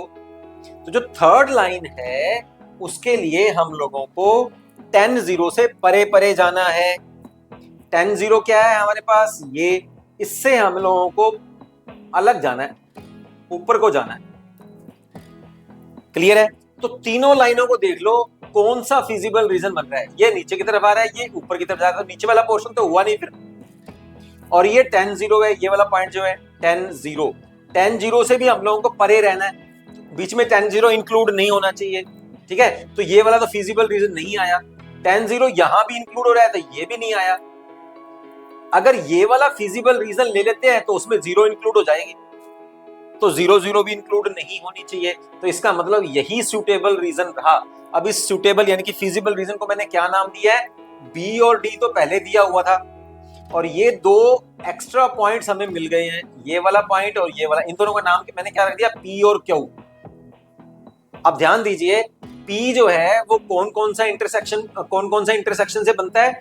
एक तो ये वाली लाइन है, इस लाइन का नाम है x प्लस वाई 10, और एक ये वाली लाइन है, इस लाइन का नाम है x minus y equal to 0। तो p के कोऑर्डिनेट निकालिए, p is the intersection of x plus y equal to 10 और x minus y equal to 0।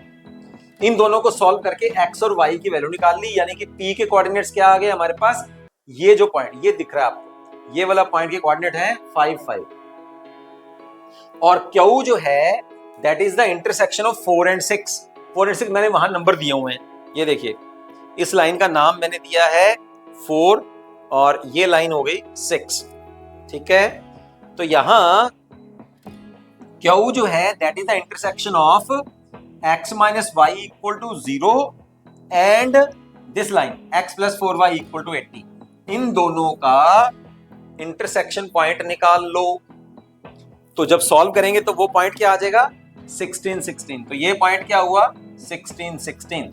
तो फिजिबल रीजन के पॉइंट्स क्या हुए, बी के कोऑर्डिनेट्स है 0 20, डी के कोऑर्डिनेट्स क्या है 0 10, पी हमने निकाल लिया है दैट इज 5 5, और क्यू भी हमने निकाल लिया है 16 16। तो मेरे पास फिजिबल रीजन क्या आया, फिजिबल रीजन आया है, यहां मैंने लिखा है यहां, so B D P Q is the feasible region. उसकी कोऑर्डिनेट्स कौन से हुए फिर, corner points B D P Q. तो ये मेरे पास बने बी डी पी और क्यू। अब इन चारों पॉइंट्स के लिए हम लोग ये ऑब्जेक्टिव फंक्शन को चेक कर लेते हैं कि कौन से पॉइंट पे मैक्सिमम वैल्यू और मिनिमम वैल्यू आती है।